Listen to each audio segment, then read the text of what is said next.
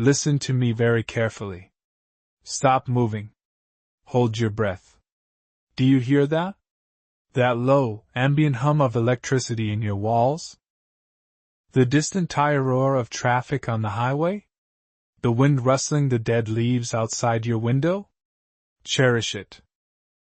Memorize the texture of that noise.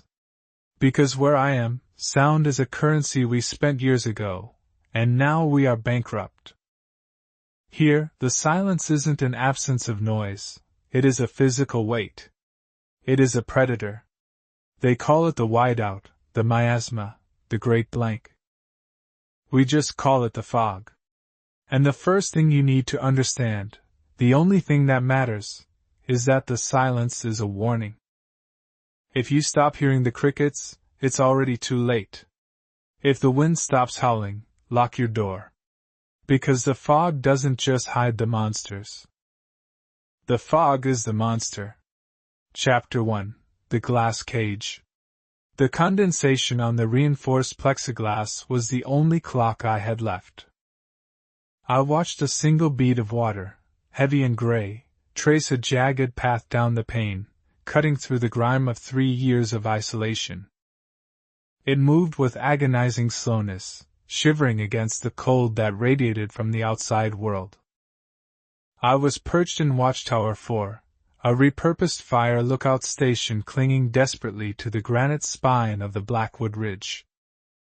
It used to be a place to spot forest fires, to save nature. Now, it was a glass coffin suspended 300 feet above a sea of nothingness. I smelled like stale instant coffee, unwashed denim, and the copper tang of fear, a scent that never really leaves your pores after the first month. My eyes strained against the twilight. Below the ridge, the valley floor was usually a tapestry of pine and spruce, a dark ocean of green. But tonight, the ocean was drowning. The fog was rolling in. It didn't move like weather. Weather is chaotic, it gusts and swirls. This was deliberate. It poured over the tree line like dry ice spilling from a stage, a thick, bruised milk substance that possessed an unnatural viscosity. It looked heavy, as if it would crush the trees rather than obscure them. I watched it swallow the old ranger station at the base of the trail.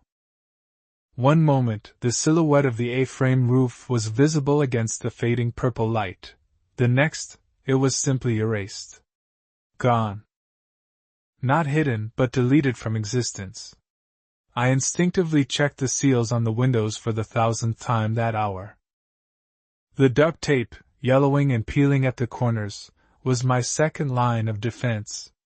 The silicone caulk I'd applied 3 weeks ago was the first. I ran my fingertips over the seams, feeling the cold draft seeking entry, hunting for a weakness. The temperature in the tower plummeted. It wasn't just cold, it was an absolute zero that seemed to bypass the skin and freeze the marrow in your bones. Then, the phenomenon started. The atmospheric dampening. It begins in the ears, a popping sensation, like descending too quickly in an airplane. The pressure drops, and the world goes mute. I tapped my fingernail against the glass. Tink. Tink. The sound was hollow, flat, dead. It didn't travel. It fell out of the air instantly, suffocated. The wind outside, which had been whipping the structural cables of the tower only minutes ago, fell silent. The groaning of the steel girders stopped. The silence clamped down over the ridge like a bell jar. I stepped back from the window, my boots feeling heavy on the metal grating of the floor. My breathing sounded deafening in the sudden vacuum. In, out. In, out. The rasp of air in my throat sounded like sandpaper on concrete. I looked back out. The fog had reached the base of the tower. It was rising. I could see the tendrils now, not like smoke, but like grasping fingers, pale and translucent, clawing at the steel supports. It was a wall of white, churning with a bioluminescent sickness, a faint, sickly green pulse deep within the vapor that looked like the heartbeat of a dying star. I grabbed the Geiger counter from the desk. The needle was trembling, not spiking, but vibrating in a way that suggested the sensor didn't know how to interpret what it was reading. It wasn't radiation. It was something else. Something older. Then I saw it. Or I thought I saw it. Movement. Not the swirling of the gas, but something solid moving through the suspension. It was 50 feet down, barely visible through the great floor and the rising tide of white. A shadow. Tall. Elongated. Humanoid, but with proportions that made my stomach lurch, arms that hung too low, knees that bent at sickening angles. It was climbing the ladder. But it wasn't making a sound. Metal boots on metal rungs should clang. They should ring out across the valley. But there was nothing. Just the silence. The oppressive, heavy silence that pressed against my eardrums until I wanted to scream just to relieve the pressure. I backed away until my spine hit the cold metal of the radio locker. I fumbled for the flare gun on my belt, my fingers numb and clumsy. The shadow stopped climbing. It was just below the trapdoor now. I stared at the heavy iron wheel of the hatch in the center of the floor.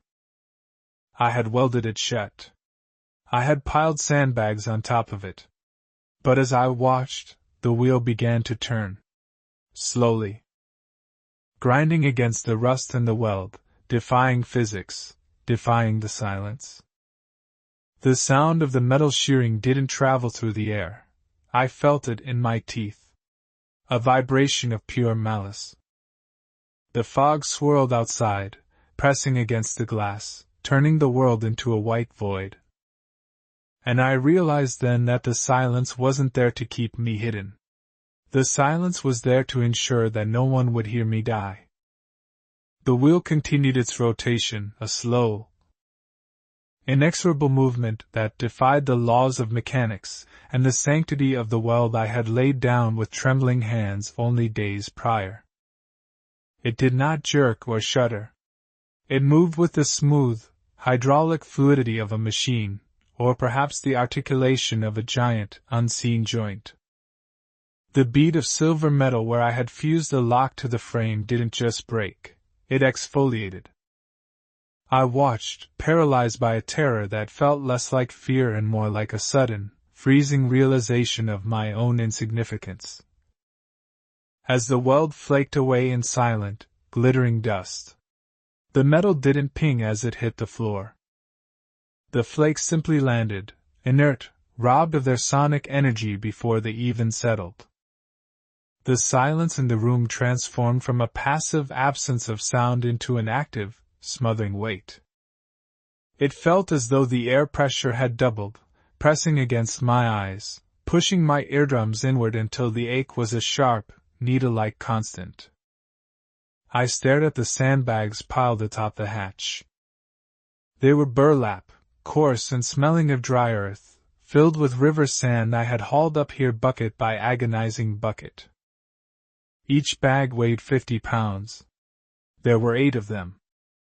400 pounds of dead weight, plus the iron of the hatch, plus the friction of the rust. And yet the hatch rose. It didn't burst open. It didn't fly upward in a violent assault. It rose incrementally, a fraction of an inch at a time, lifting the mountain of sandbags as if they were filled with feathers. The fabric of the burlap strained, the fibers pulling taut, but there was no tearing sound. Just the visual evidence of stress. The impossibility of it made my vision swim. It was a rejection of gravity, a rejection of friction. The thing beneath the floor wasn't just strong. It was operating on a set of physical laws that did not belong to this earth. My body finally remembered it was alive. The paralysis broke, replaced by a frantic, animalistic desperation. I didn't reach for the flare gun again. It felt like a toy, a pathetic firecracker against a tidal wave. Instead, I lunged toward the corner where I kept the heavy felling axe, its handle polished smooth by years of grip, the head cold and heavy. But as I moved, I felt the resistance of the air. The atmospheric dampening wasn't just affecting sound anymore. It was thickening the medium of existence. Moving my arm felt like swinging through waist-deep water. The air was viscous, syrupy, dragging at my limbs.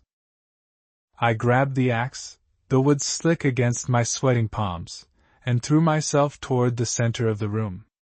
I didn't swing. I dropped. I threw my entire body weight onto the pile of sandbags, slamming my chest against the rough burlap. Bracing my boots against the legs of the heavy oak desk I had bolted to the floor. For a moment, the rising stopped. The hatch held. I lay there, gasping for air that felt too thin to sustain me, my heart hammering against my ribs like a trapped bird. The rhythm of it was the only sound in the universe. Asterisk thump thump. Thump thump. Asterisk it was deafening, a wet, squelching drumbeat inside my skull. I pressed my ear against the sandbags, listening, praying for a sound, a footstep, a breath, anything to tell me what was happening below. But the metal grating of the floor transmitted nothing but a vibration, a low-frequency hum that buzzed in my teeth and made the marrow of my bones itch. It was the vibration of immense, restrained power. Like standing next to a turbine generator that is spinning silently in a void. Then, the smell hit me. It leaked through the microscopic gap between the hatch and the frame, drifting up through the weave of the burlap.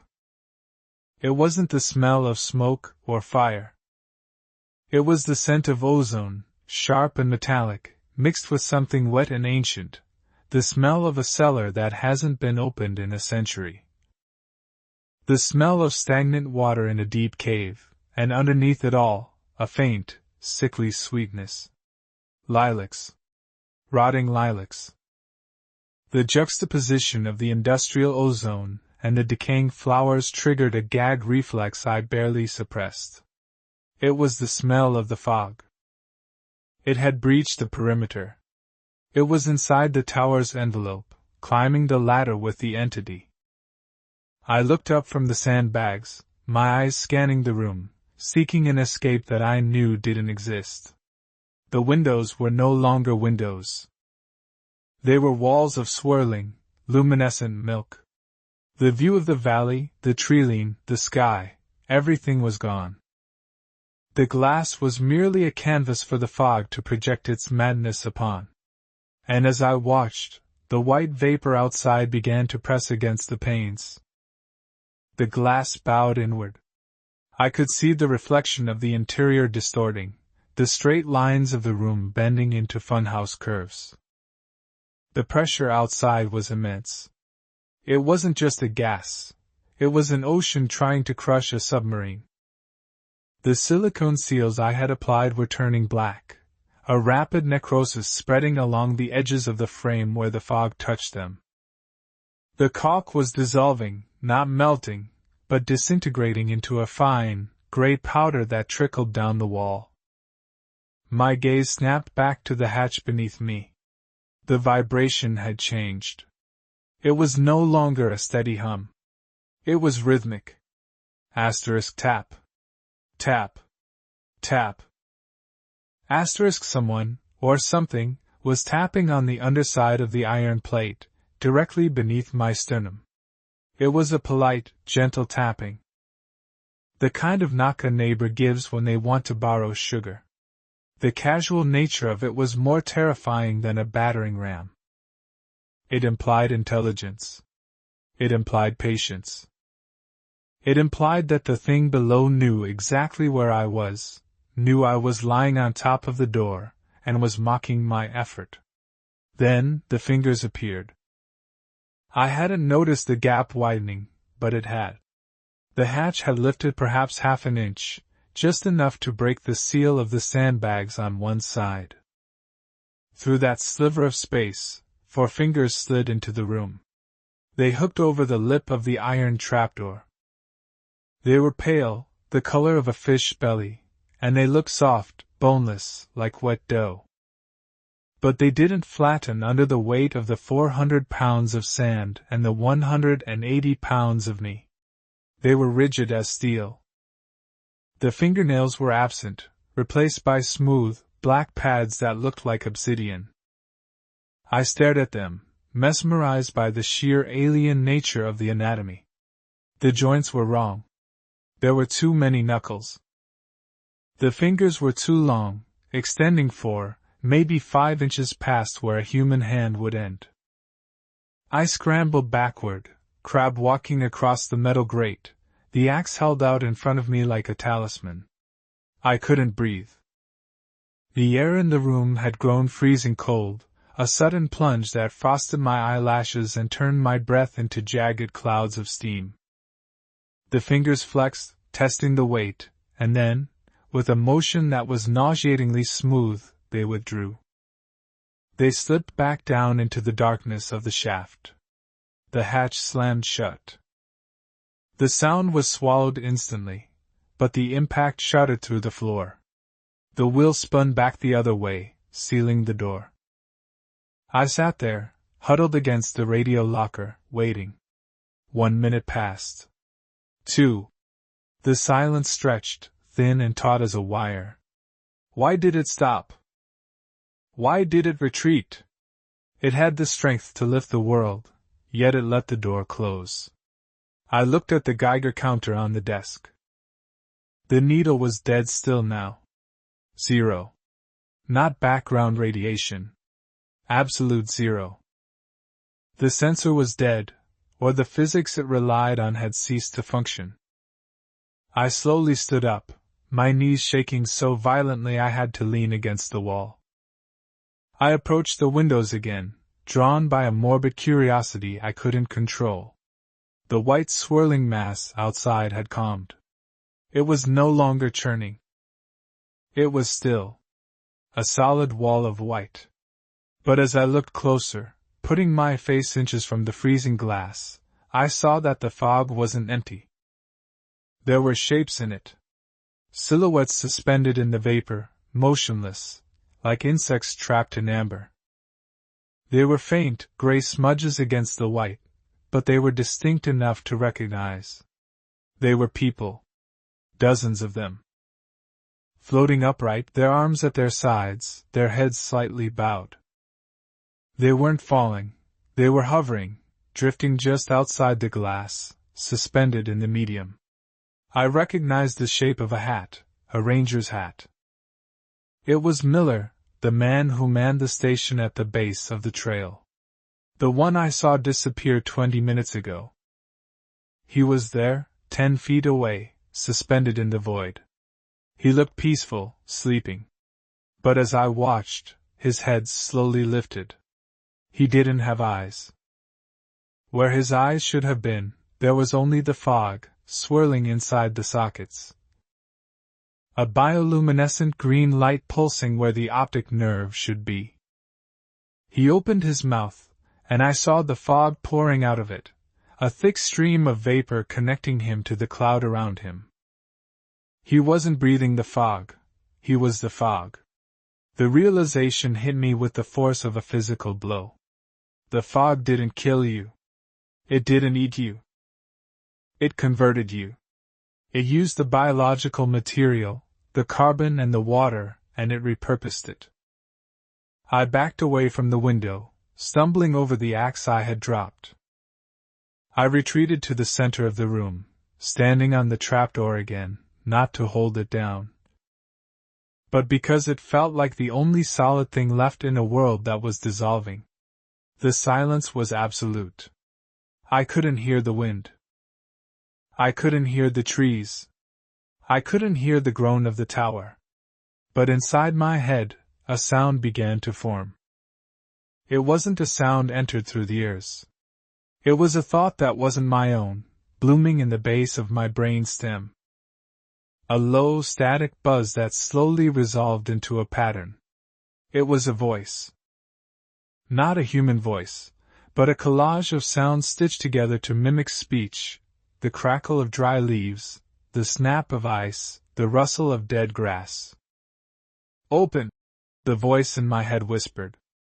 I clamped my hands over my ears, squeezing until it hurt, but the voice didn't dampen.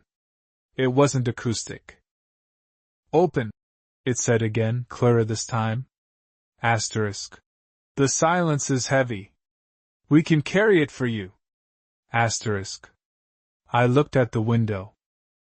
A hairline fracture appeared in the center of the pane nearest to me. It didn't shatter. It grew, slowly, like a vine of frost, winding its way across the glass. Asterisk crrrack. Asterisk. I felt the vibration in the floor. The seal was failing. The silicone was gone. The glass was giving way under the pressure of the ocean outside. The trapdoor had been a distraction. A game. They didn't need the door. They were just checking to see if I was still fresh enough to play with. The crack widened, and a wisp of white vapor, thin as a cigarette trail, curled into the room. It drifted toward the ceiling, hanging there, defying the ventilation.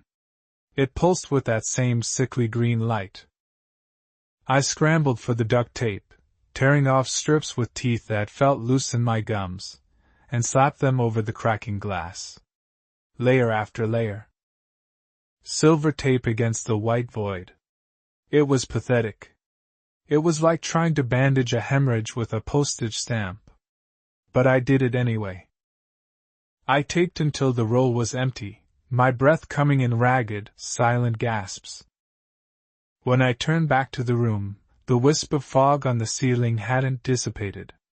It had grown. It had formed a sphere, the size of a basketball, rotating slowly in the dead air above the radio. And from inside the sphere, the tapping started again. Asterisk tap. Tap. Tap. Asterisk. The radio, which had been disconnected from its power source for an hour, suddenly lit up. Not the amber glow of the backlight, but a green, sickly luminescence that bled from behind the frequency dial. The static hissed, a sound that shouldn't exist in the silence. It rose in volume, piercing the dampening effect, a sharp, jagged tear in the quiet fabric of the room. Through the static, a voice cut through, clear and terrified. My own voice. It was a recording. But I hadn't recorded it. "Don't let them in," the voice on the radio screamed, looping over and over. Asterisk. "Don't let them in. Don't let them in." Asterisk. I stared at the radio. That wasn't a recording from the past. It was screaming in real time. But my lips weren't moving. The fog was mimicking me. It was learning my fear. It was trying on my voice to see how it fit. I grabbed the axe again, my knuckles white. The trapdoor was silent. The windows were holding for now. But the room was no longer mine. I retreated to the furthest corner, sliding down the wall until I hit the floor, curling into a ball. I needed to wait. I needed to survive until dawn. But as I looked at my watch, the hands were spinning backward, whirling in a blur of motion. Time was fluid here. The silence pressed down, heavy and suffocating, and for the first time, I understood the warning. The silence wasn't the absence of sound. It was the holding of breath. The world was holding its breath before the scream. The mechanical whir of the watch was the only honest sound left in the universe, yet it lied with every tick. I held my wrist up to the sickly green luminescence bleeding from the radio, squinting at the dial.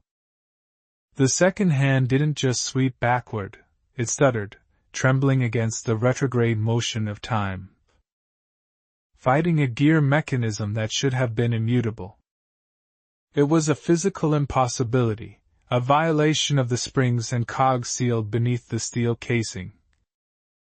and watching it made a nauseous vertigo bloom behind my eyes. I wasn't just losing track of how long I had been trapped. I was losing the concept of duration itself. Was it hours since the sun failed to rise? Or had it been mere minutes stretched into eons by the adrenaline flooding my veins? The spinning hand suggested that in this sphere of influence, causality was unraveling. The effect didn't just apply to the clockwork. I felt it in my own biology. My heart rhythm felt syncopated, skipping beats, fluttering like a trapped moth, then thumping with a heavy, sluggish cadence that vibrated through my ribs. I lowered my arm, the metal of the watch casing burning cold against my skin. A freezing brand that felt like it was leaching the heat straight out of my blood. The corner of the room offered no comfort, but the solid pressure of the two walls meeting at my back provided a geometric certainty I desperately needed. I pulled my knees tighter to my chest, the axe cradled in the crook of my arm like a jagged, rusted child. The hickory handle was slick with sweat, the wood grain rough against my palm. I ran my thumb over the head of the axe, feeling the nick in the blade, a microscopic topography of steel that I memorized in the dark. This tool was matter. It was dense. It obeyed gravity. It was the only thing I had that could cut, and yet, against the gaseous entity invading the room, it was as useless as a spoon against a tidal wave. Across the room, the radio continued its horrifying performance. The green light wasn't a steady bulb. It undulated, breathing with a rhythmic pulse that matched the throbbing in my temples. It cast long, distorted shadows that didn't behave correctly. The shadows stretched toward the light source instead of away from it, pooling in the center of the room like spills of dark ink. And the voice, my voice, continued to scream. It wasn't just a loop. I listened closer, forcing my terrified mind to analyze the audio profile. The scream changed in pitch. It gasped for breath. It sobbed. The fog wasn't replaying a sound bite. It was generating a simulation. It was modeling my vocal cords, my lung capacity, the specific acoustic resonance of my fear. It was practicing.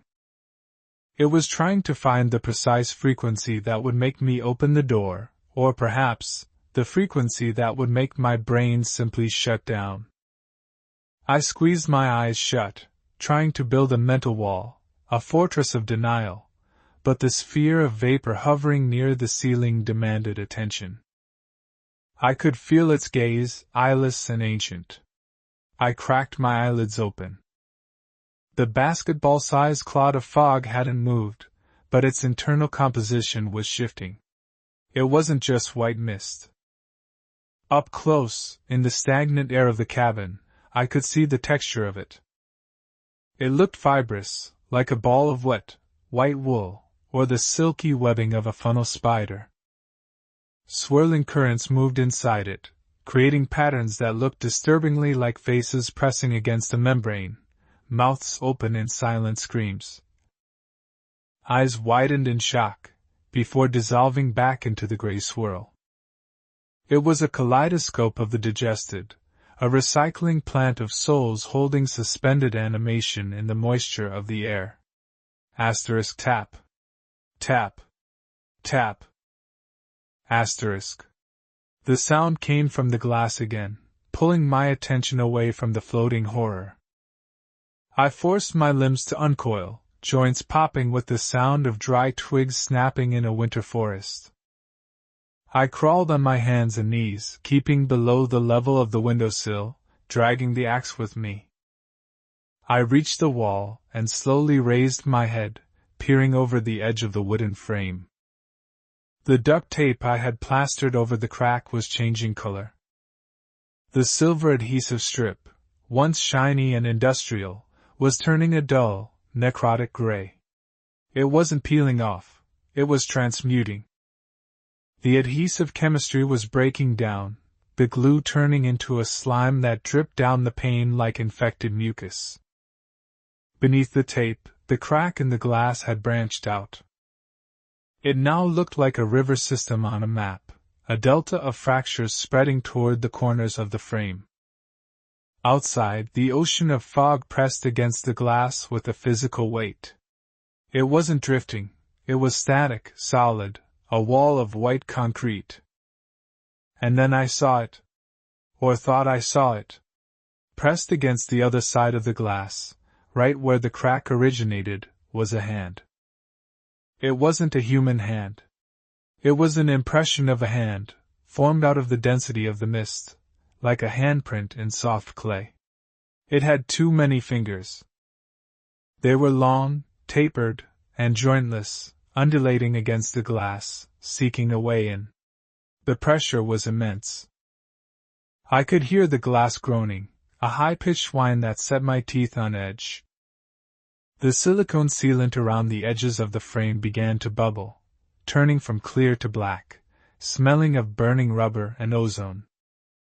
I scrambled back, my boots slipping on the floorboards. The smell was getting stronger.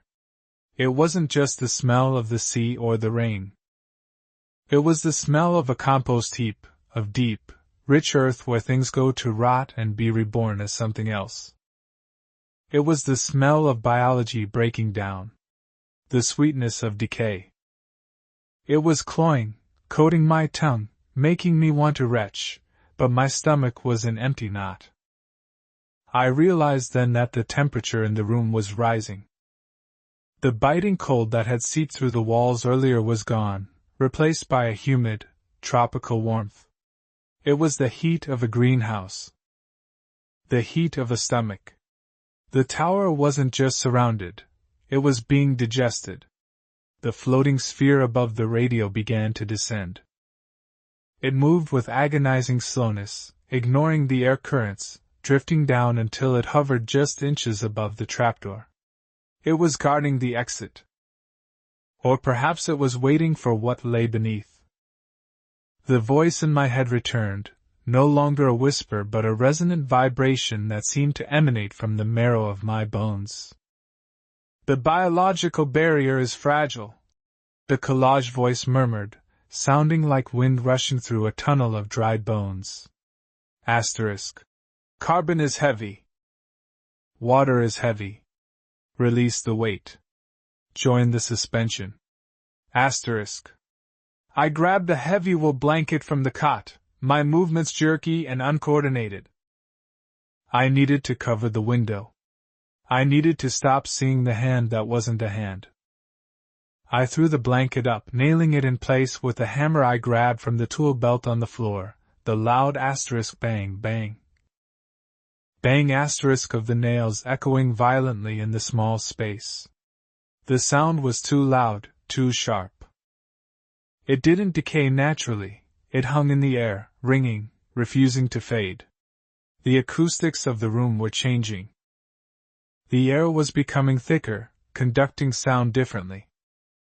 With the window covered, the room plunged into a deeper darkness, illuminated only by the sickly green strobe of the radio and the faint, pale luminescence of the fog sphere. The sphere was pulsing faster now.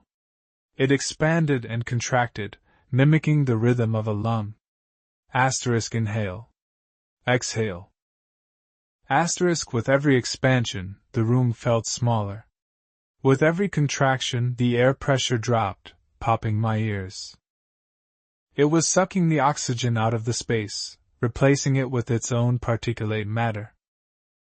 I retreated to the center of the trapdoor, standing directly under the sphere, challenging it. Or perhaps submitting to the inevitable geometry of the trap. I gripped the axe with both hands, raising it to chest height. My muscles trembled, burning with lactic acid build-up.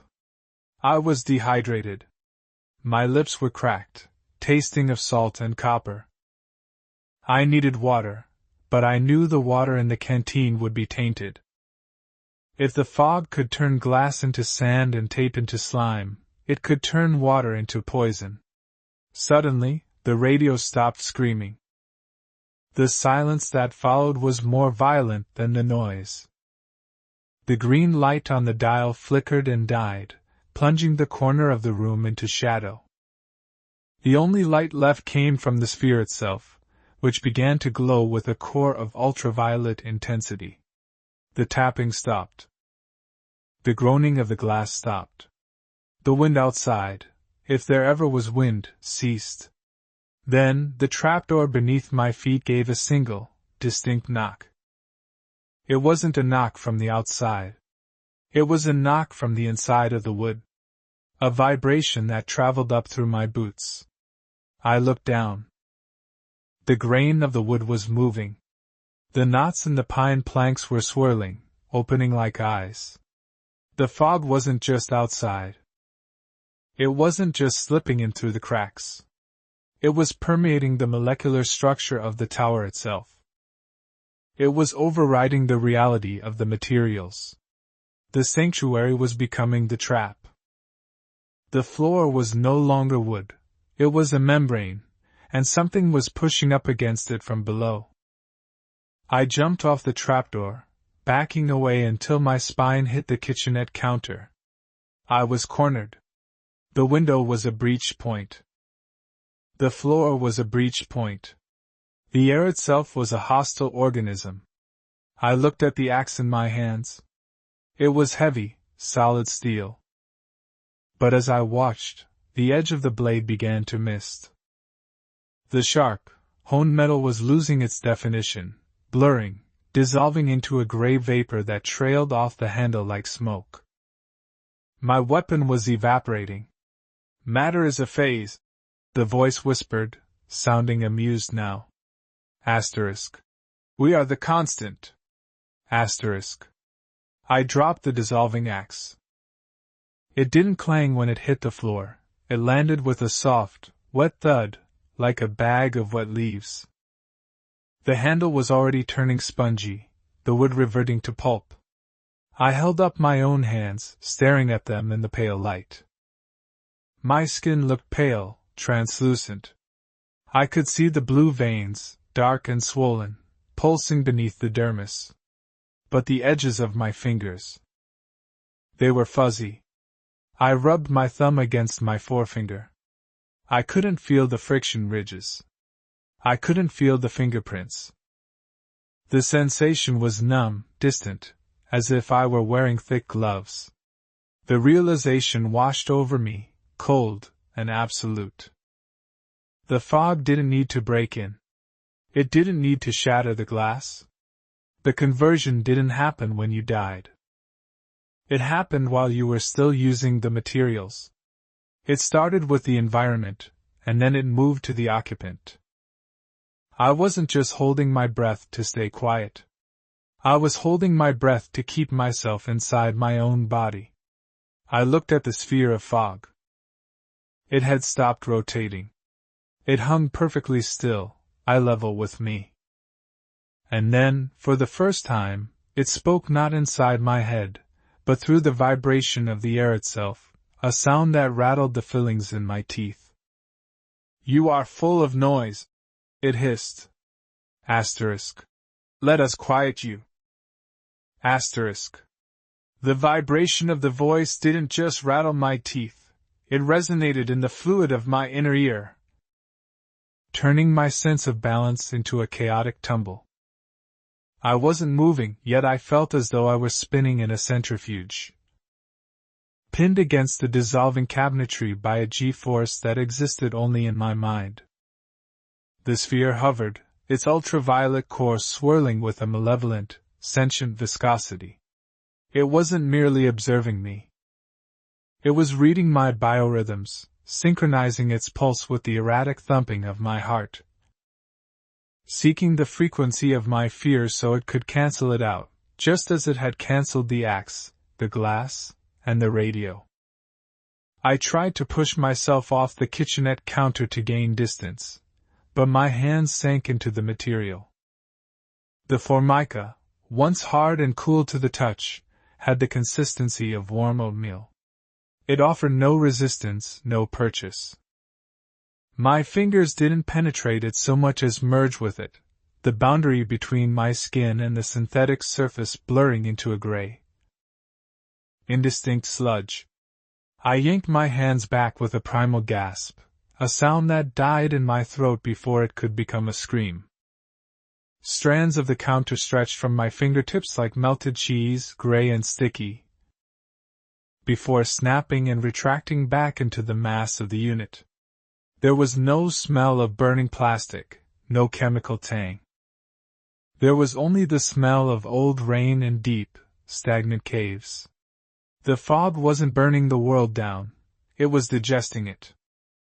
It was breaking down the complex chains of matter and returning them to a primordial soup. Full of noise, I thought, repeating the sphere's accusation. My mind was the loudest thing in the room. My panic was a siren. My heartbeat was a drum. To survive, I had to be quieter than the silence. I had to be a stone. I had to be a void. I slid down the face of the melting cabinets, my boots struggling for traction on a floor that rippled like the surface of a disturbed pond.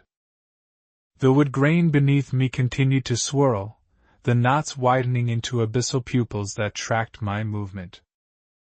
I squeezed my eyes shut, terrified that if I looked into those wooden eyes I would see something looking back from the crawlspace, or worse, from the center of the earth. The sensory deprivation was agonizing. With my eyes closed, the pressure in the room felt physical, a heavy blanket of wet wool wrapped tight around my skull. The air had weight now. I could feel it pressing against my eyelids, forcing its way into my nostrils. It was thick, particulate, scratching the back of my throat like inhaled dust. I needed an anchor. Something real. My hand fumbled to my belt, seeking the shape of the heavy brass buckle, but even that felt wrong, slippery, indefinable. I moved my hand to my chest, gripping the fabric of my jacket. It felt like wet tissue paper, disintegrating under my touch. I dug deeper, pressing my nails into the flesh of my chest, seeking pain. Pain was truth. Pain was a sharp, high-frequency signal that the fog couldn't replicate. I drove my thumb into my sternum, hard. A dull ache blossomed, muffled and distant, as if my nervous system was being routed through a delay pedal. It wasn't the sharp bite of reality I craved, but it was enough to tether me. I opened my eyes. The sphere had moved. It was no longer in the center of the room.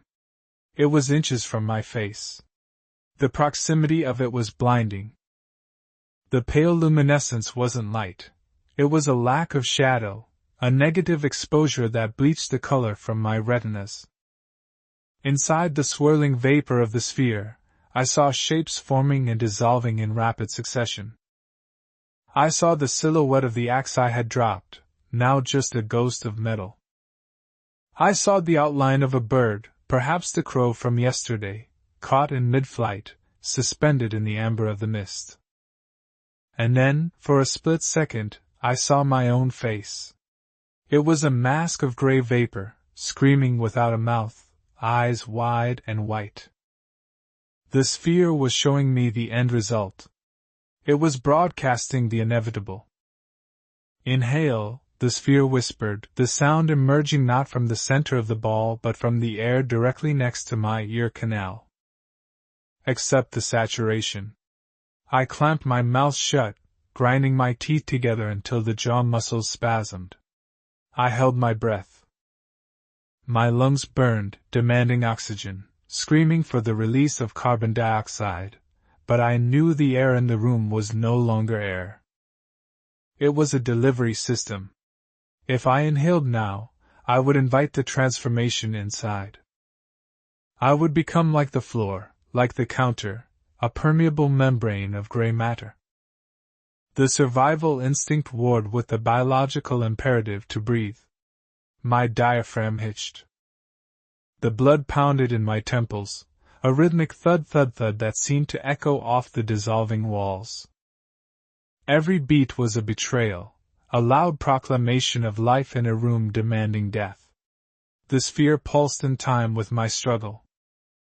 It expanded, brushing against the tip of my nose.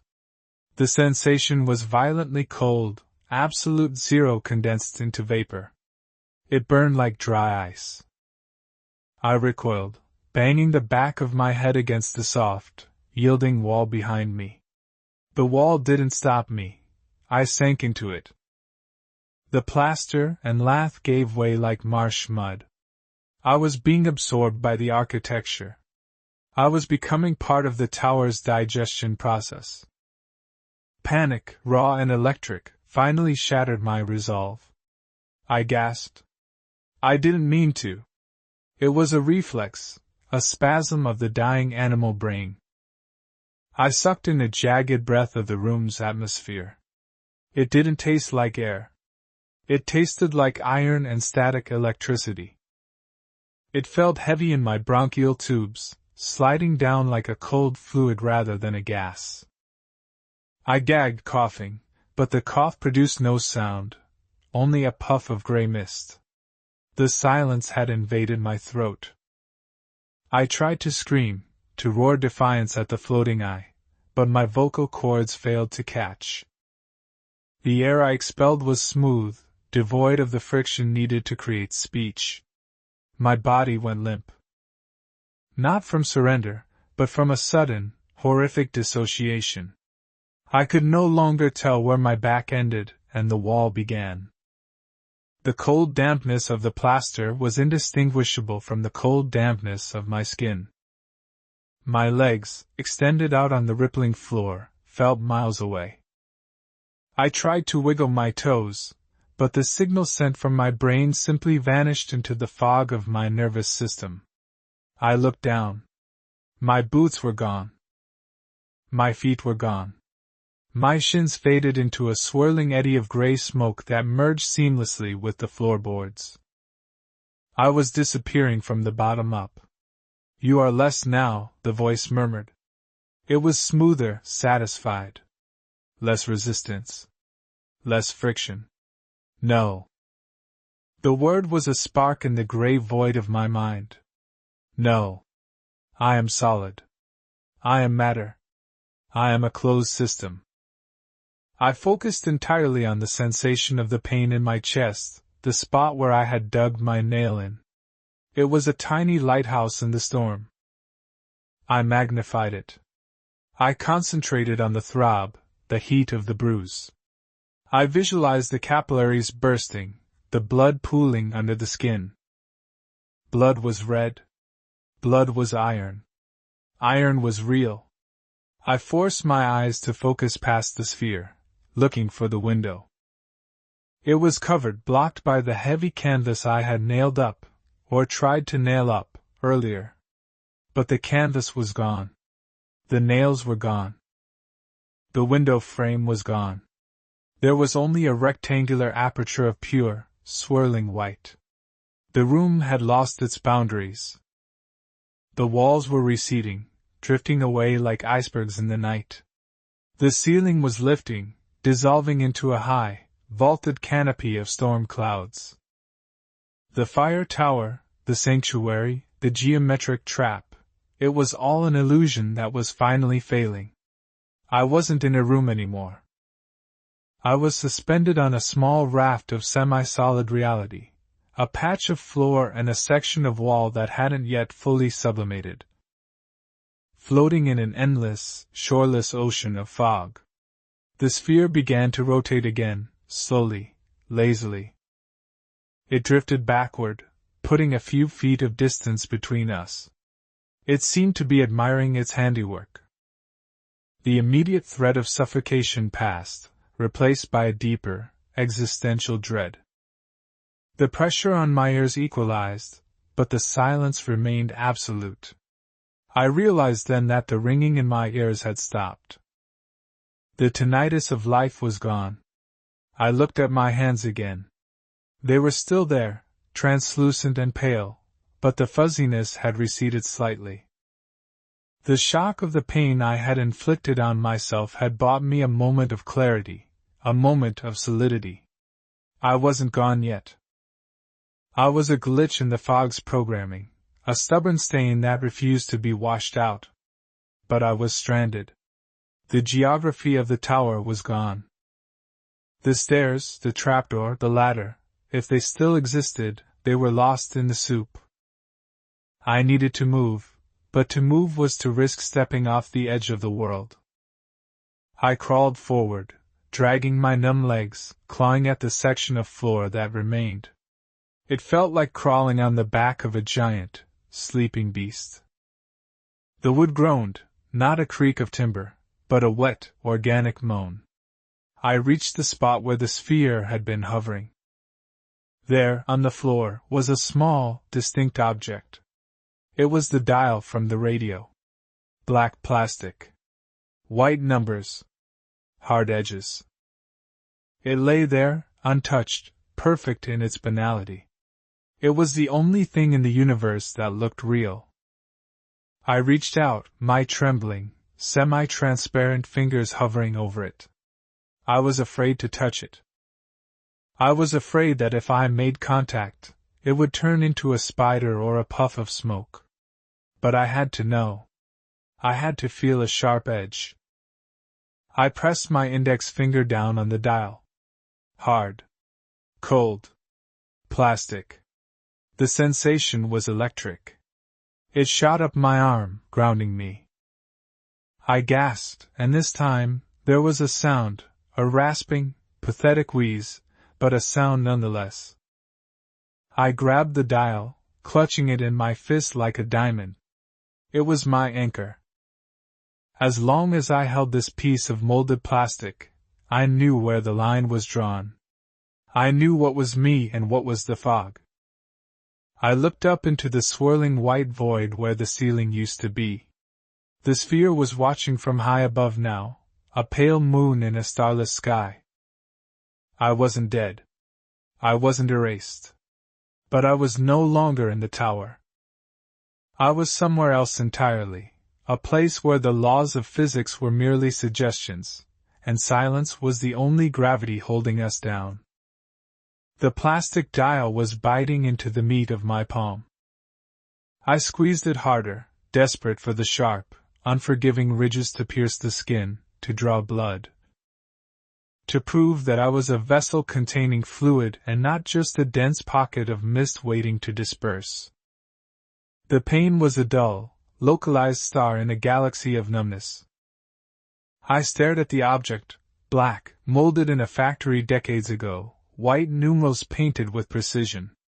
Frequencies. Hertz. Cycles per second. Concepts that relied on time and vibration, two things that this place seemed intent on erasing. As long as I held it, I possessed a coordinate. I was the man holding the dial. Without it, I was just the smoke rising from the floor. I dared to look down again at the catastrophe of my lower body.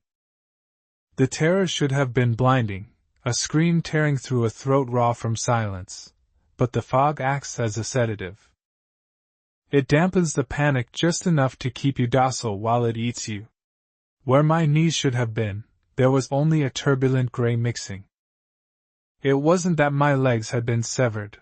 There was no gore, no jagged bone. It was a seamless transition from denim and flesh into vapor. I tried to flex my toes. I sent the command down the neural pathways, a frantic electrical signal shouting move into the abyss. The sensation that returned was not movement, but a phantom coldness, a wet, heavy drag. As if my feet were encased in blocks of ice that were slowly melting into a dark river. I was grounded not by gravity, but by the sheer weight of my own disintegration. I needed to move. Staying on this shrinking raft of floorboards was a death sentence, a slow surrender to the white entropy. I planted my elbows on the wood, the grain rough and splintering, thank God for the splinters, and dragged my torso forward. The sound was wet and sickening, like raw meat sliding across a butcher's block.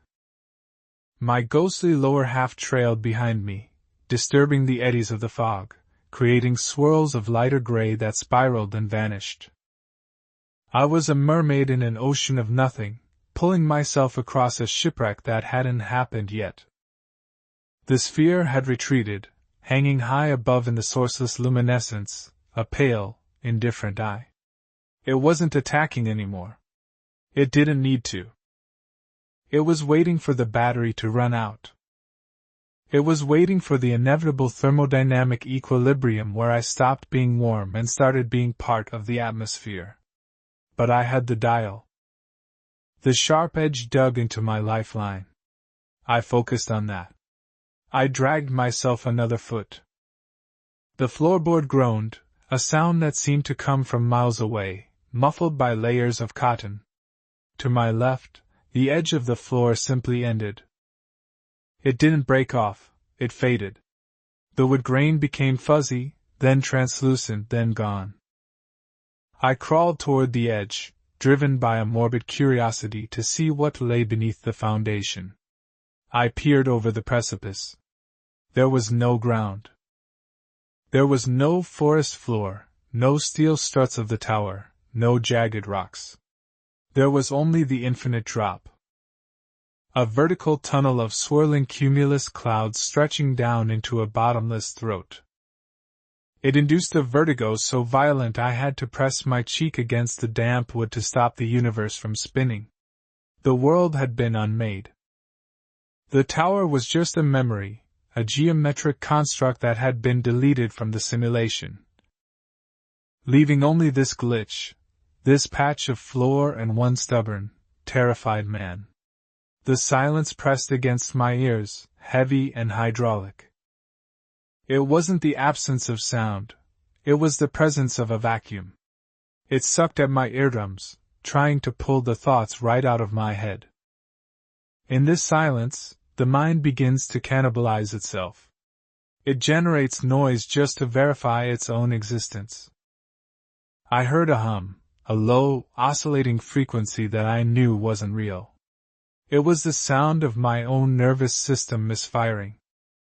Or perhaps it was the dial in my hand, remembering the static it used to control, projecting a ghost signal into my nerves. "Focus," I whispered. The word fell out of my mouth like a stone dropped in a well. No echo. No resonance. Just the flat thud of utterance. I looked at the dial again.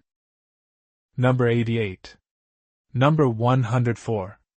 Between them, the static of the unknown.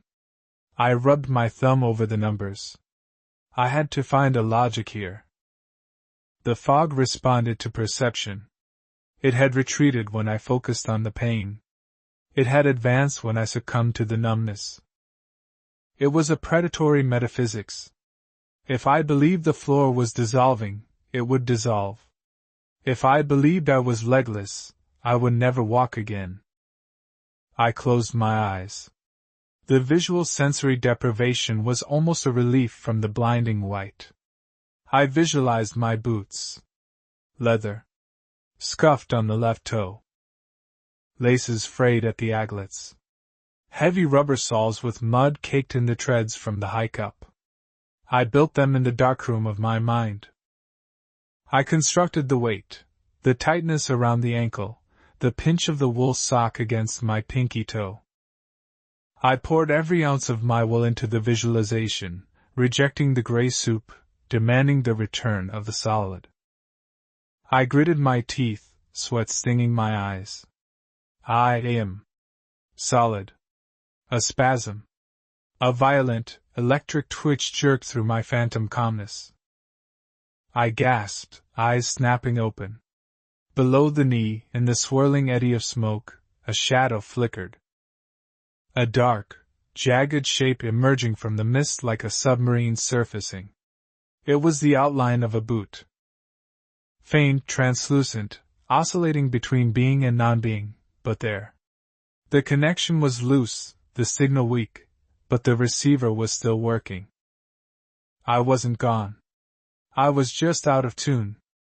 I gripped the dial tighter, my knuckles white, turning it in my hand as if tuning the frequency of my own body. Come back, I hissed at the limb. Tune in. The floor beneath me shifted. A lurch, like a boat caught in a sudden swell. My stomach dropped.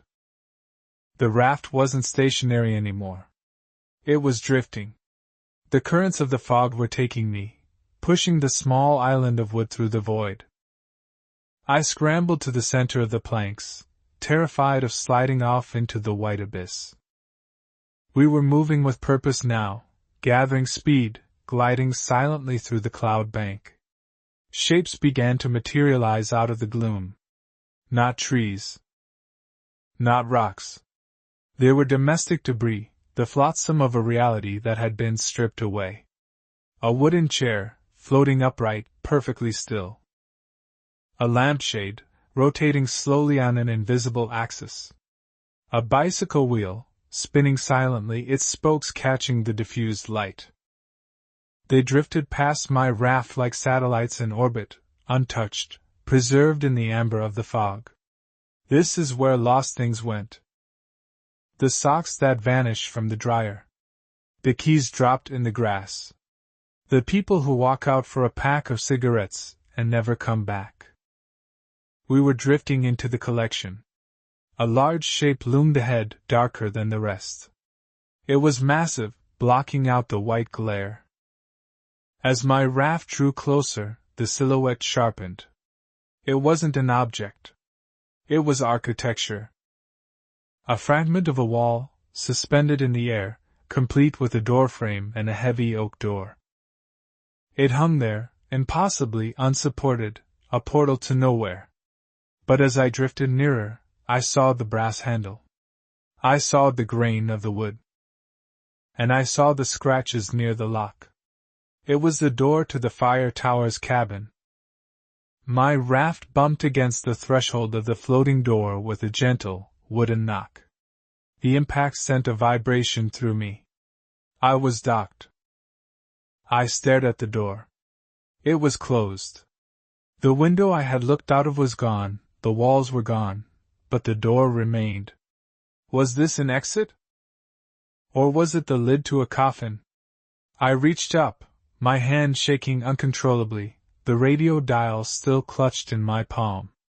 I needed to stand. I needed to turn the handle. But to stand I needed legs. I looked down at the swirling smoke where my feet should be. The ghost of the boot was still there, flickering. I placed my hand on the doorknob. Cold brass. Real. I pulled myself up, putting weight on limbs that were half smoke, half memory. The pain was excruciating, a burning fire of pins and needles as the nerves tried to reconnect with tissue that was in the process of becoming air. I screamed, a sound that finally seemed to ripple the fog, and turned the handle. The latch clicked. The sound was as loud as a gunshot. The door swung inward, opening not into the cabin, but into a darkness so absolute it made the white void seem blindingly bright. It was a black rectangle, a void within a void. And from that darkness came a smell. Not ozone. Not rain. It smelled of old dust and stale, trapped air. It smelled like the inside of a radio. And then, from the blackness, a voice. Not the smooth, synthesized voice of the sphere. This was crackling, broken, distorted by static. Do you copy? I fell forward, tumbling through the doorway, leaving the white fog behind, plunging into the heavy, suffocating dark. The collision with the floor was not a splash, nor was it the soft, yielding cushion of a cloud. It was a hard, jarring slam against a surface that felt undeniably solid, a brutal introduction to gravity after an eternity of weightless drifting. The air was driven from my lungs in a sharp, agonizing wheeze, flattening my chest against a substrate that was smooth, cool, and oddly synthetic. I lay there, gasping, my fingers clawing at the ground, waiting for the encroaching dampness of the fog to reclaim me. Waiting for the white to bleed back into my vision. But the white did not come. Instead, there was only the crushing, suffocating weight of absolute darkness. It was a black so profound, so thick, that it felt less like the absence of light and more like the presence of a physical substance. A heavy velvet shroud draped over my head, pressing against my eyelids even when they were open. The sensory shift was violent. Moments ago, I had been suspended in a luminous, blinding vapor that dissolved matter into concept. Now I was entombed in a void that seemed to preserve matter in a state of rigid, hyperreality. The smell hit me next, assaulting my sinuses with a dry, prickly heat. It was the scent of the interior of an old machine. It smelled of heated copper, of degrading rubber insulation, of dust that had been baked by high-voltage currents for decades. It was the smell of ozone and friction, the olfactory equivalent of a headache.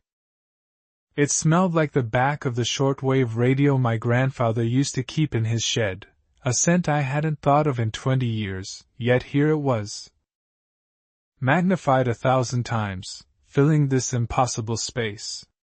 I tried to push myself up, my triceps trembling with exhaustion.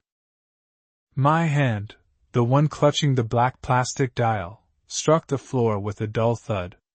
The sound didn't echo.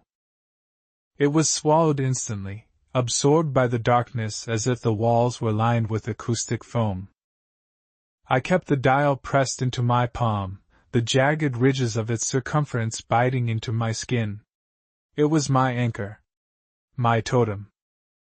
As long as I held the tuner, I could find the frequency. My legs. The thought shot through me with a jolt of panic. I scrambled to pull them beneath me, terrified that I would find nothing but trailing wisps of smoke. That my torso was merely dragging a phantom tail through this mechanical underworld. Pain, sharp and exquisite, answered my movement. It was a searing, cramping agony in my calves and ankles. The sensation of blood forcing its way into capillaries that had been dormant, or non-existent only minutes prior. I gritted my teeth against the scream, rolling onto my back in the pitch blackness, clutching at my shins. Under my fingers, I felt the rough denim of my jeans. Solid. I felt the stiffness of the leather boots. Solid. I traced the laces, the eyelets, the thick rubber sole. I was whole. The fog had tried to digest me, to turn me into a frequency, but the door, this portal in the sky, had spat me out. I had tuned myself back into a physical station. The relief was so intense it was nauseating, leaving me lightheaded in the dark. I lay there for a long time, just breathing, listening to the wheeze of my own throat, grounding myself in the undeniable reality of pain. Then, the sound returned. It came from everywhere and nowhere, a surround sound whisper woven into the fabric of the dark. Do you copy? The voice was a ruin. It was shredded by static, clipped by interference, the vowels stretched and the consonants shattering like glass. It didn't sound like the synthesized, godlike voice of the spheres that had hunted me in the forest. This sounded human. Or, at least, it sounded like the recording of something that had once been human. It carried a tremor of exhaustion, a frantic edge buried under layers of white noise. My voice failed me.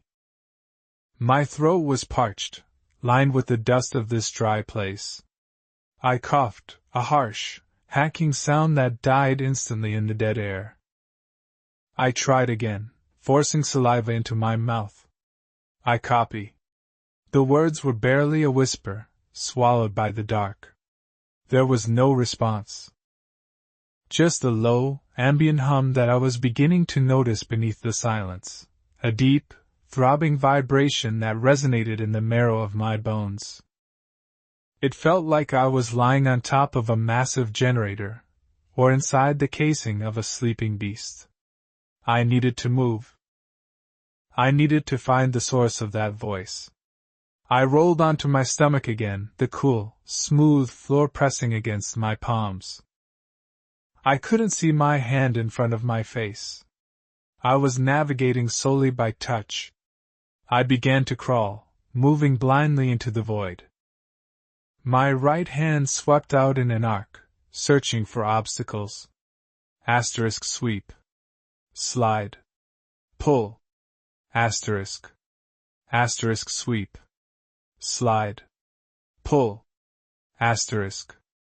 The floor was unnervingly flat. It felt like polished resin or bakelite, that hard, brittle plastic of early electronics.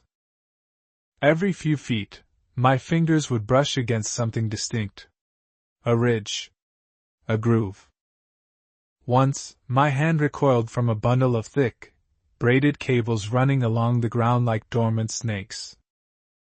They were cold and stiff, thick as my wrist. I followed them for a while, using them as a guide rail through the nothingness. Time distorted in the dark.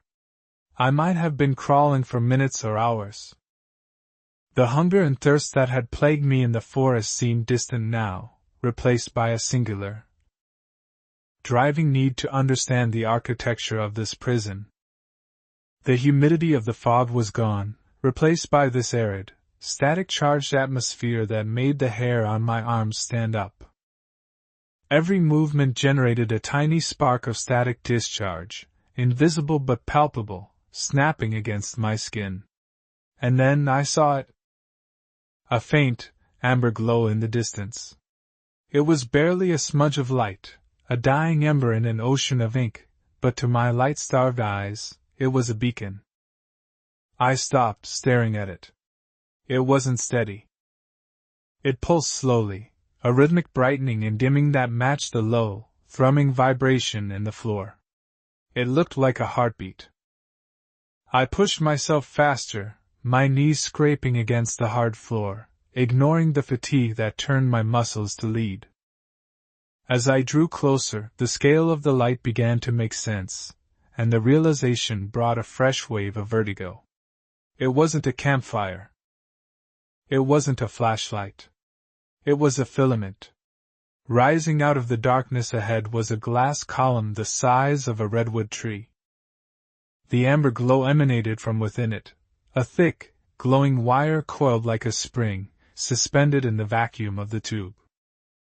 It hummed with a deep, mournful resonance, casting a sickly, orange light onto the surrounding area. The light revealed the landscape I had been crawling across.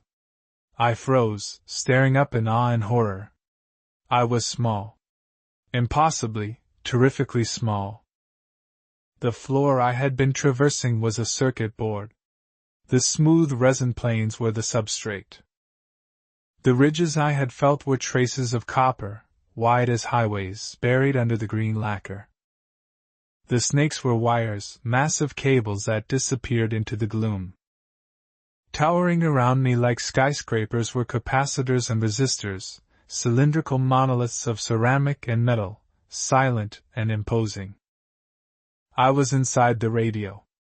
The realization was absurd, a fever dream logic, yet the physical evidence was undeniable. The smell of hot dust, the ozone, the hum, it was the environment of amplification, scaled up to a nightmare. I was a microscopic contaminant in a machine built by titans. Do you copy? The voice was louder now. It wasn't coming from the filament. It was coming from above. I craned my neck back, looking past the glowing glass tower. High above, suspended in the darkness where the sky should be, was a vast, textured surface. It looked like a weave of dark fabric, a mesh that stretched endlessly in all directions. It was vibrating. A speaker cone. The voice was booming down from the heavens, filtered through the massive diaphragm of the speaker. The sound waves were physical forces here, invisible gusts of wind that ruffled my clothes every time a consonant was struck. "I am here!" I screamed, standing up on shaky legs, cupping my hands around my mouth. "I can hear you! I copy!" My voice was a gnat's buzz against a hurricane. The machine didn't care. The loop continued. Sector 4, unresponsive. Signal decay, critical. The message was changing. It wasn't just a query anymore. It was a status report. I began to run. I ran along the copper highway, the amber light of the giant tube casting long, dancing shadows behind me. I ran toward the base of the glass tower, seeking shelter, seeking something to climb. If I could get higher, maybe I could be heard. Maybe I could find the input. The landscape was a graveyard of technology. As I neared the base of the tube, I saw other things scattered on the board. Not components. Debris. A car crushed flat as if stepped on by a giant. The wreckage of a small plane, its wings folded like paper. And bodies.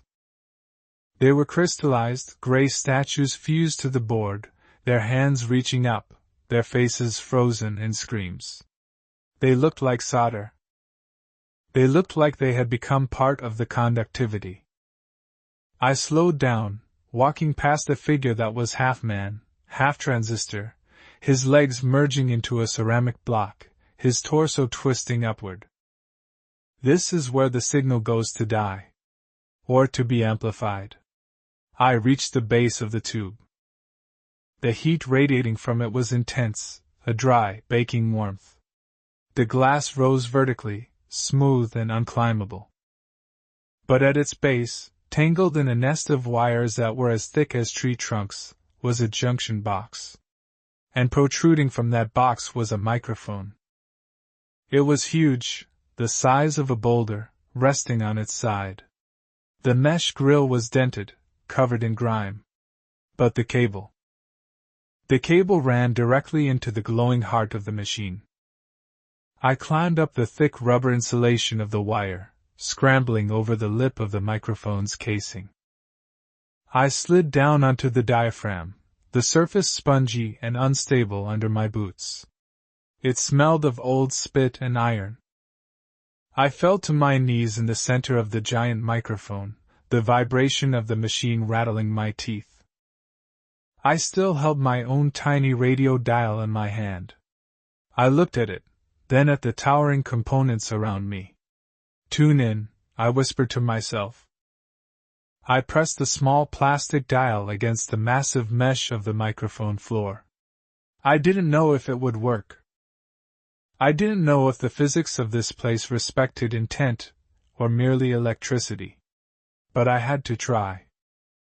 "I am the signal," I yelled into the mesh, slamming my hand down. "I am not the static. I am the signal." The amber light in the tower flared. The hum spiked, rising in pitch from a low thrum to a piercing whine. The ground beneath me lurched. And then, the voice from the sky changed. The loop broke. Receiving. The word thunderclapped through the void, so loud it knocked me flat against the mesh. Signal. Isolated. Identify. I scrambled back to my knees, shouting at the darkness, shouting at the speaker in the sky. "I'm the one who walked out of the fog. I'm the one who opened the door." Silence. The amber light pulsed once. Twice. Then, a sound of massive gears grinding, of switches the size of houses being thrown. The darkness around the periphery of the circuit board began to shift. The walls of the void were moving. Identity, unverified. The voice boomed, cooler now, less static, more synthesized. Purge, cycle, initiated. A wind began to pick up. Not a wind of air, but a wind of noise. A rising wall of white noise, a sonic tsunami, began to roll across the resin plains, obliterating the silence. It was a wave of pure erasure. I looked around frantically. There was nowhere to hide. The only way was deeper in. I looked at the giant glass tube, the vacuum-sealed environment within. There was a crack near the base, a hairline fracture in the impossible glass, likely caused by the heat. It was high up, but the wires led near it. I had to get inside the light. I had to get inside the burn. I clipped the radio dial to my belt loop, grabbed the thick copper wire, and began to climb towards the heat. As the wave of white noise roared up behind me, devouring the dark, the wire was a vein of fire against my chest. It wasn't just warm. It was vibrating with a resonant frequency that rattled the marrow in my ribs. A low-frequency hum that felt like the planet itself was shivering. I wrapped my arms around the braided copper, the individual strands as thick as my fingers, digging into the soft flesh of my forearms. Below me, the landscape of the circuit board, that vast, impossible city of resin and ceramic, was being unmade. I didn't look down at first. I couldn't afford the vertigo.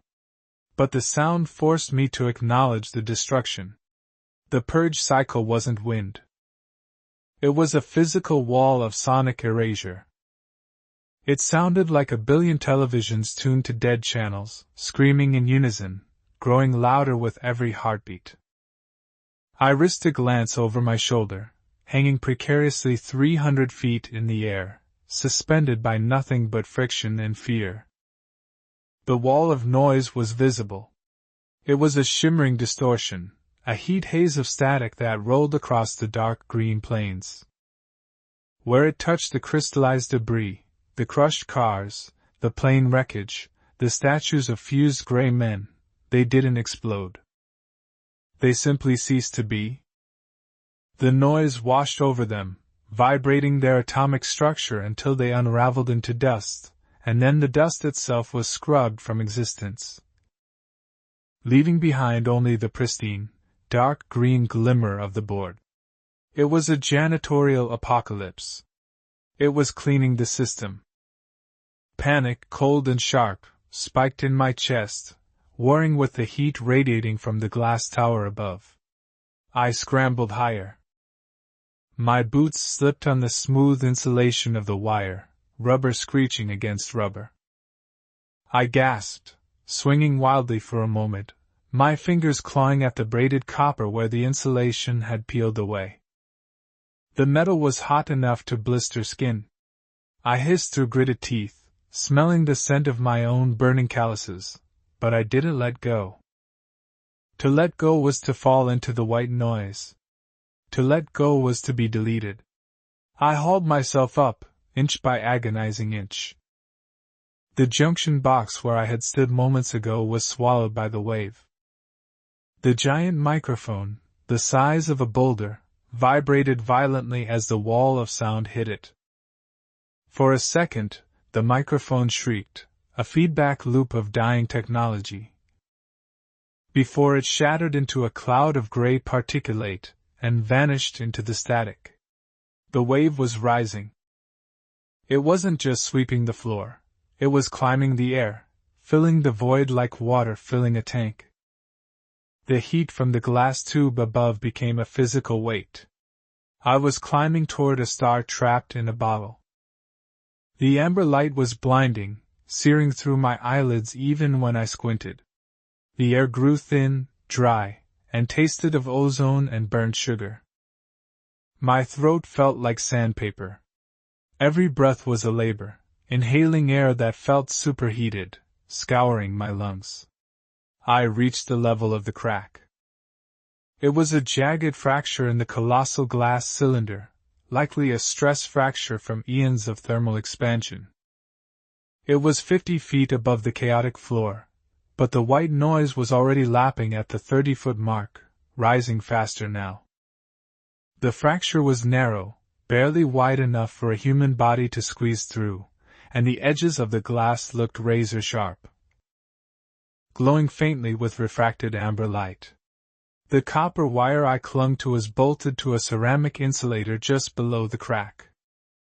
I reached the termination point. There was nowhere left to climb. I had to jump. Not a long jump, barely 3 feet, but a jump from a vibrating wire to a slick, vertical wall of glass, hoping to catch the lip of a razor blade. The roar below was deafening now. It drowned out my own thoughts.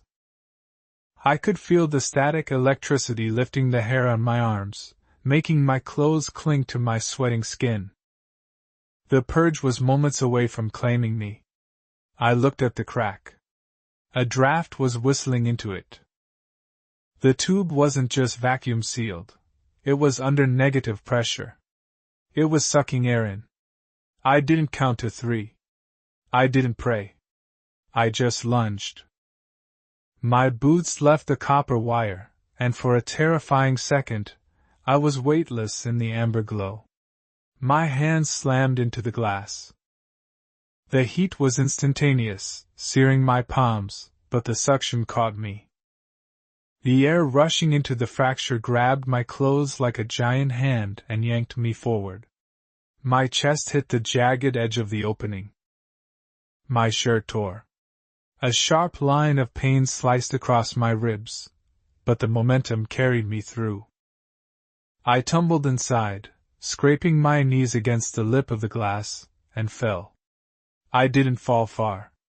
The interior of the tube wasn't empty space. It was a dense, pressurized atmosphere. I hit a surface that felt like a mesh walkway, suspended in the golden void. I rolled, gasping, clapping my hands over my ears. Silence. Instant, heavy silence. The thick glass walls dampened the sonic tsunami outside completely. I lay there, curled in a ball, waiting for the erasure to follow me in, waiting to be unmade. But nothing came. The crack was high above me now, a sliver of darkness against the blinding light of the interior. The purge cycle couldn't reach inside the component. It cleaned the board, not the engine. I lay still for a long time, listening to the wheezing of my own lungs. The air in here was different. It was heavy, metallic, and devoid of moisture. It felt ancient. Slowly, the adrenaline receded, leaving behind a trembling exhaustion. I pushed myself up to my knees and opened my eyes fully. I was inside a cathedral of energy. The glass tube was immense, towering up into an infinite vertical darkness, and dropping down into a glowing abyss below. In the center of the cylindrical space, suspended by massive pillars of tungsten that looked like skyscrapers, was the filament. It was a coil of pure, blinding incandescence. It didn't look like solid matter, it looked like a river of trapped lightning, frozen in a spiral. It pulsed with a slow, rhythmic thrumming that I felt in my teeth rather than heard with my ears. The light was amber, rich and syrupy, casting deep, harsh shadows across the narrow metal grating I stood on. I stood up, swaying. The walkway was a maintenance gantry, a ring of metal encircling the interior of the glass wall, barely 3 feet wide. No railing. Just a drop into the golden fire below. Dust motes danced in the air, but they weren't dust. They were flakes of carbon, tiny black diamonds floating in the zero-gravity currents generated by the heat of the filament. I walked to the edge of the gantry and looked at the central coil. It was miles high. The scale of this place broke the mind. If this was just one vacuum tube, one component of the machine, how big was the radio? How big was the entity listening to it? Identity unverified, the voice had said. I looked at my hands. They were covered in soot and blood, trembling. I pulled the small radio dial from my belt loop. It looked like a toy in this place, a piece of plastic garbage. But it was the only thing I had. The only link to a logic I understood. I sat on the edge of the grating, my legs dangling over the abyss of light. The heat here was a constant, baking pressure, drying the sweat on my skin instantly. I felt like a microbe that had crawled inside a light bulb. I examined the wound on my chest. A shallow cut, cauterized by the heat of the glass. It throbbed, a dull anchor of pain that kept me lucid. I needed water. I needed a way out. But for now, I was safe from the noise. I looked through the thick, curved glass of the tube's wall. Outside, the world was a blur of gray static. The purge was still ongoing, a storm of white lines erasing the history of the circuit board. I watched as the tangled nest of wires I had climbed was scrubbed clean, the insulation stripped, the copper polished to a dull shine. The landscape was being reset. Why? Why clean the board?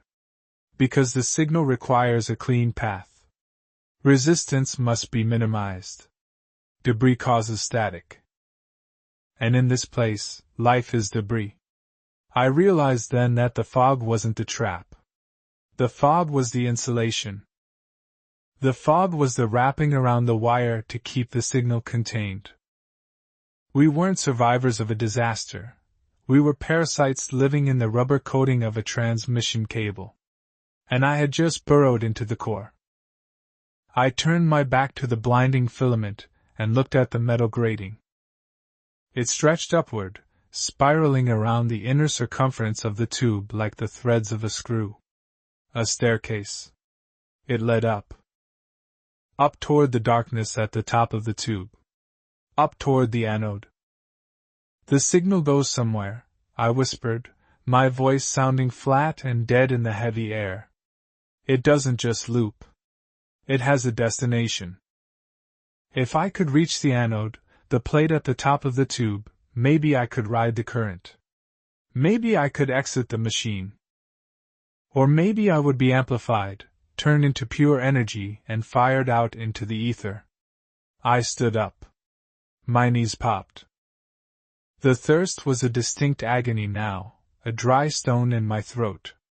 I had to move before dehydration crippled me. I began to walk up the spiral gantry, keeping my eyes on the metal grate, trying to ignore the sun burning just 100 yards to my left. Step by step. The silence inside the tube was heavier than the noise outside. It was a waiting silence. A held breath. As I climbed, I noticed something etched into the metal of the gantry. Scratches. Irregular, frantic markings cut into the steel. I knelt down, squinting against the amber glare. They weren't random scratches. They were letters. Crude, jagged, carved with a desperate hand using something hard and sharp.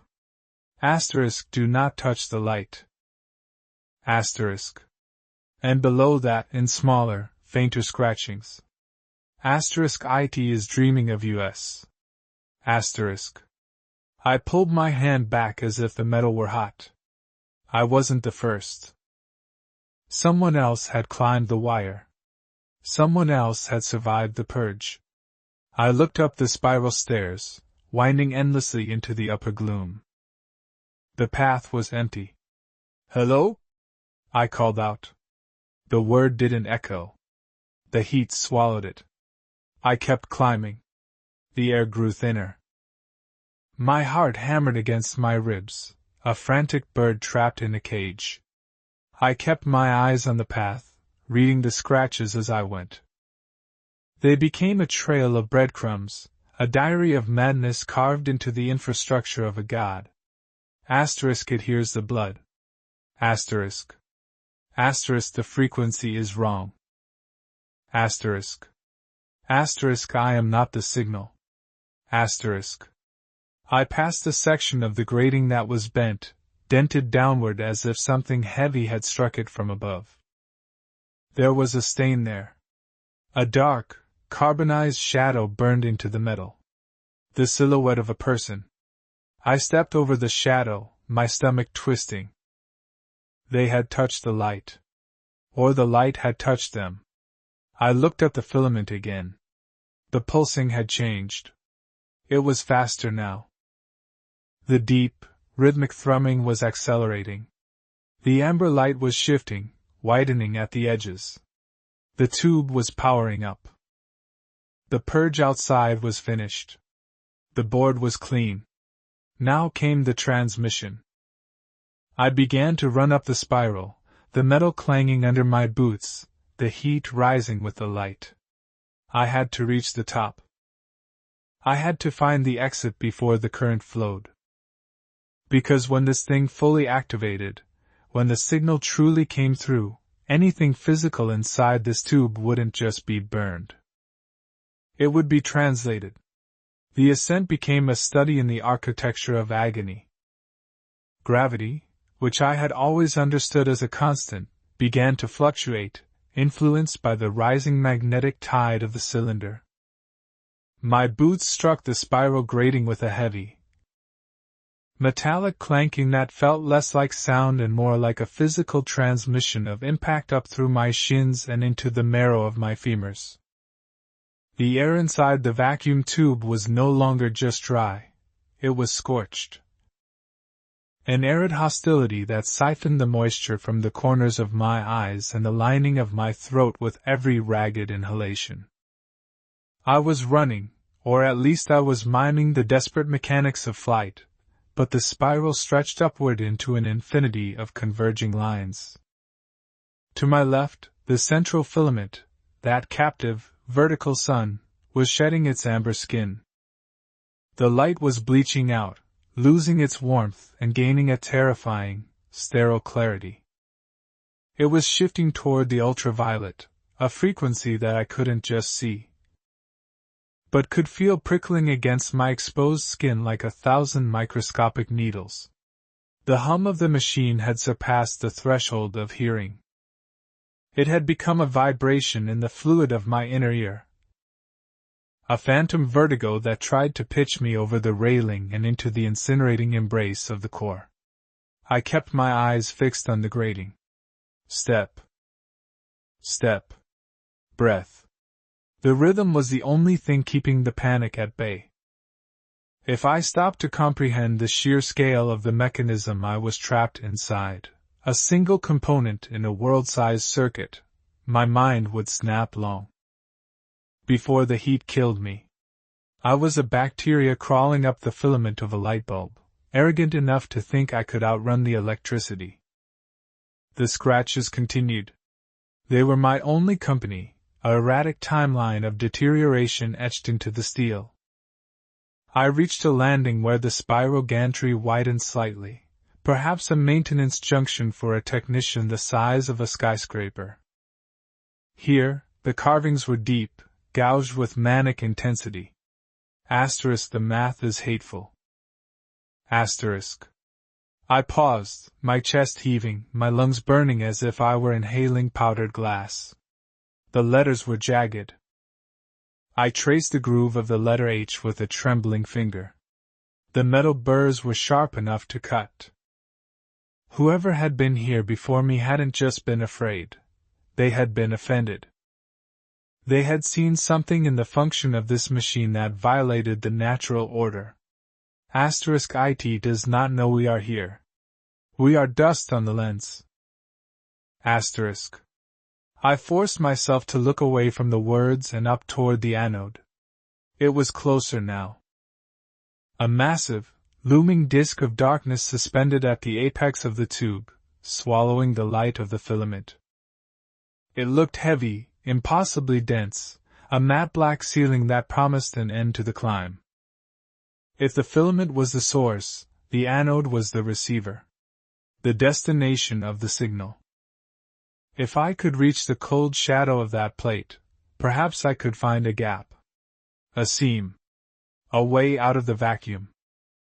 But the light was changing faster than I could climb. The white brilliance was beginning to pulse, not in the slow, rhythmic heartbeat of before, but in rapid, violent spasms.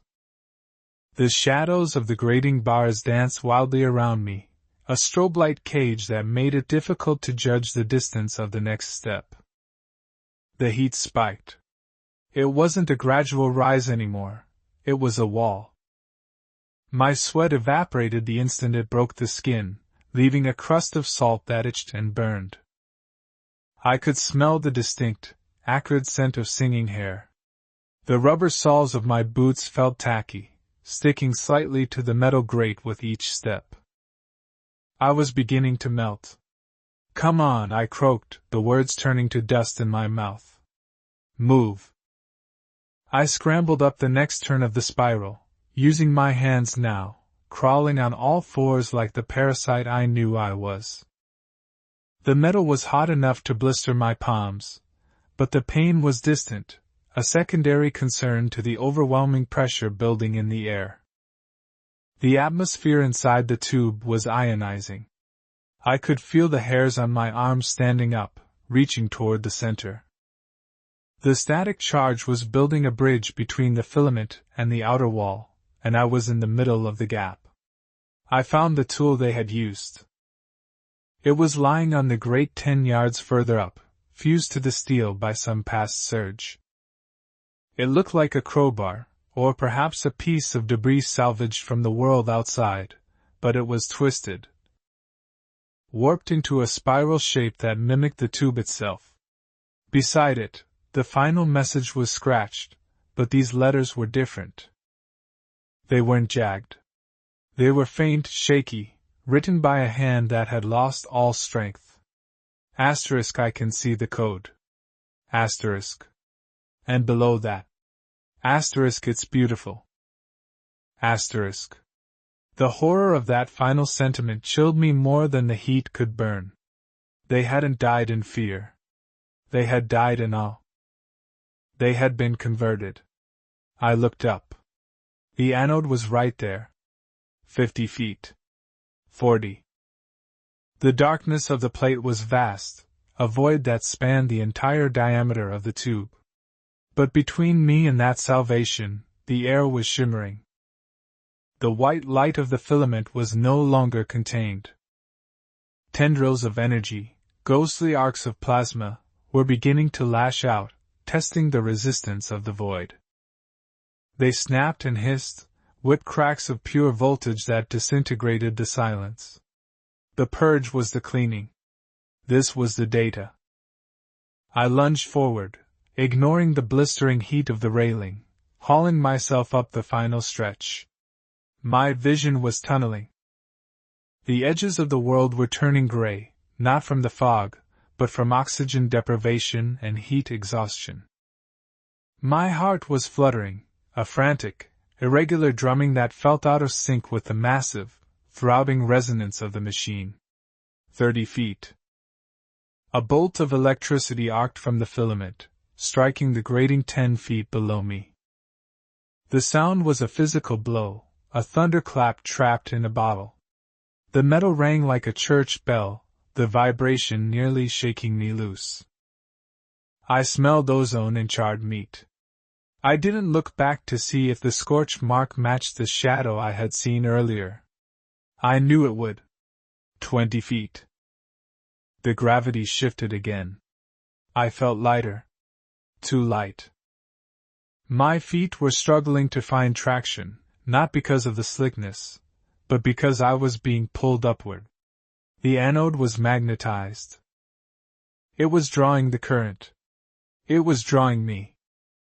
I wasn't climbing anymore. I was falling upward, clawing at the grating to keep from being sucked into the stream of energy. The world dissolved into a blinding white roaring. The filament was no longer a distinct object. It was the entire universe to my left, a wall of absolute power. I reached the top of the spiral. The grating ended abruptly at a narrow maintenance walkway that circled the rim of the tube, just beneath the massive black plate of the anode. I collapsed onto the walkway, gasping, my body pressed flat against the metal. Above me, the anode hummed. It wasn't silent. It was singing. A low, discordant chorus of static and tones that sounded disturbingly like voices. Thousands of them. Overlapping, screaming, whispering, weeping. I rolled onto my back, shielding my eyes from the glare below. The anode was a grid. A massive honeycomb of hexagonal cells, each one dark and empty, waiting to be filled. And then I understood. The scratches. The dreaming. The signal. This wasn't just a power plant. It wasn't just a computer. It was a storage device. The white lines of the purge erased the history of the board to make room. And now, the signal was coming to write something new. Or to upload us. The energy rising from the filament wasn't just electricity. It was carrying information. I watched, paralyzed by the sheer, crushing magnitude of the spectacle, as the first true surge ascended. It didn't move like lightning. It moved like a fluid, a rising tide of blinding white liquid fire, rushing up the filament, swelling to fill the tube. It consumed the spiral staircase. It consumed the scratches. It consumed the spot where I had stood seconds ago. The heat vanished. The sound vanished.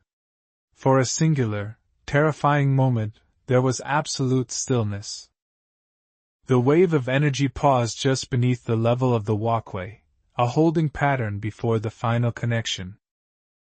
I stared into the face of the transmission. It wasn't white. It was every color, compressed into a single blinding shade. And inside that light, suspended in the plasma, I saw shapes. Geometries. Structures. Memories. I saw the outline of a house. I saw the shadow of a tree. I saw the fragmented, static-filled image of a face screaming in a silent loop. We weren't parasites on the wire. We were the data being overwritten. And the machine was about to hit save. I did not move. To move would have been an insult to the majesty of the erasure. I lay flattened against the cold grating of the maintenance walkway, my breath hitching in a throat raw from the ozone and the screaming silence. The concept of saving implies preservation, a rescue from oblivion, but looking down into the well of that rising star, I knew the truth was far colder. This was not a rescue. This was digestion. The machine was metabolizing us. The suspension of the plasma wave was a cruelty of physics, a hesitation that allowed the mind to process what the eyes refused to accept. The light below was not uniform. It churned with a viscous, oily sluggishness, a roiling ocean of phantom data. I stared into the luminance, and the luminance stared back with a billion stolen eyes. It was hypnotic. The geometries I had glimpsed earlier solidified in the pause. I saw the architectural skeleton of the cafeteria we had slept in, stripped of its grime, rendered in pure, glowing vectors. I saw the jagged, weeping outline of the man who had fallen on the third day. His scream immortalized as a jagged frequency spike trapped in the amber of the surge. They were being compressed. The intricate, messy, painful details of their existence were being shaved down, simplified. Optimized for storage in the black honeycomb hanging above my head. My fingers dug into the diamond-patterned steel of the walkway. The metal was vibrating. It wasn't a mechanical shake. It was a molecular shivering, as if the atoms of the steel were trying to untether themselves and join the ascension. I looked at my own hand. The edges of my gloves were blurring. The fabric wasn't melting, it was losing resolution. The gray of the canvas was separating into tiny, dancing motes of black and white. I was close enough to the field that I was beginning to derez. The signal was trying to acquire me. A terror, pure and primal, finally broke through the all. It was the biological imperative screaming against the digital inevitability. I could not become a line of code. I could not become a memory stored in a hexagonal cell to be read by some unknown observer 1,000 years from now. I had to remain flesh. I had to remain heavy. I dragged myself backward. The movement was agonizing. The magnetic pull of the anode above was warring with the gravity of the earth below, creating a nausea-inducing vertigo where up and down became matters of opinion. My boots felt like lead anchors, yet my stomach floated in my chest. I scraped my chest plate against the floor, the sound of metal on metal lost in the rising chorus of the machine.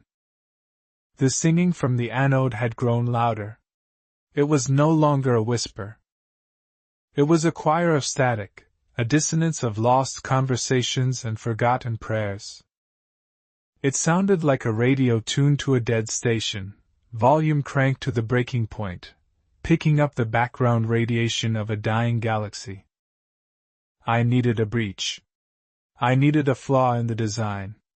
The walkway circled the entire circumference of the tube's upper rim.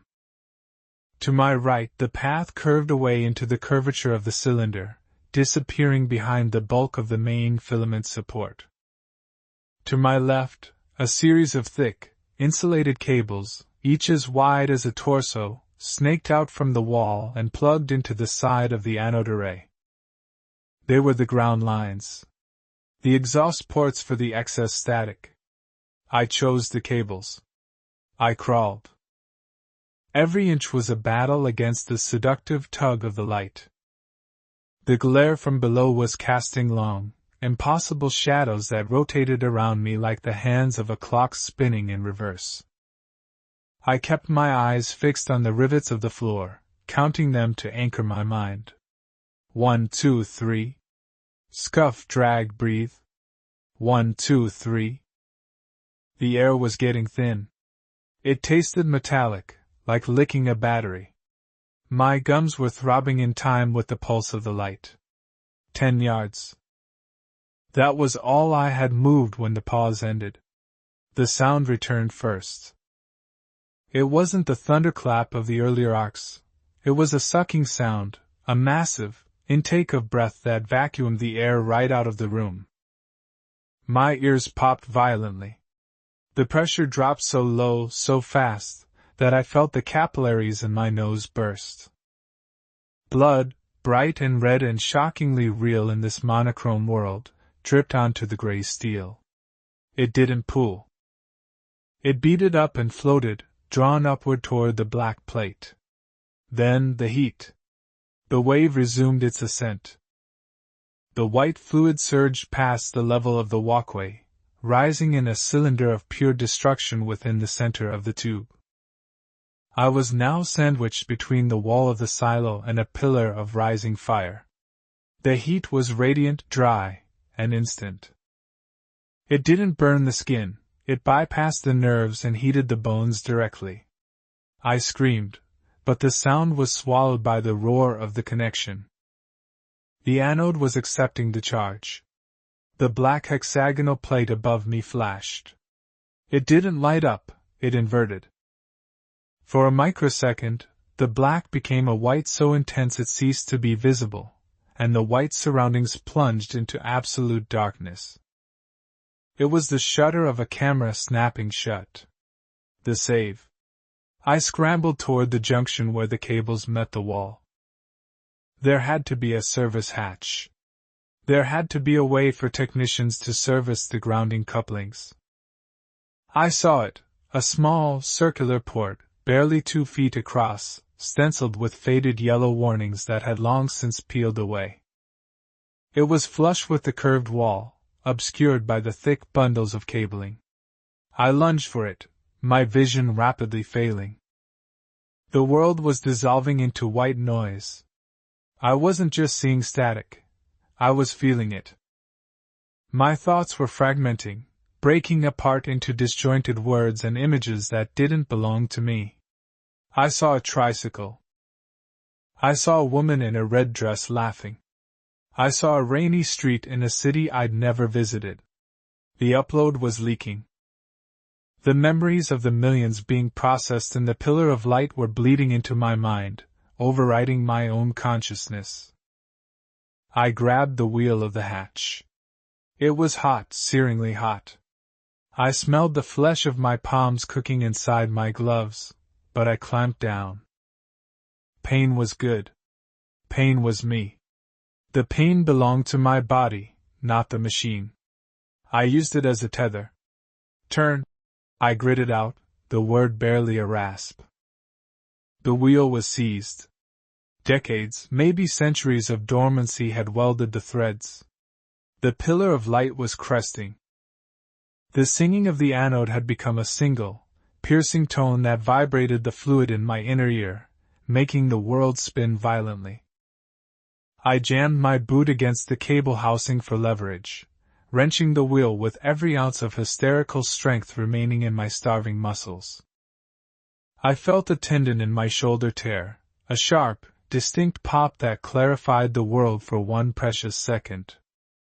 With a screech of tortured metal that rivaled the machine's roar, the wheel gave. A quarter turn. Then half.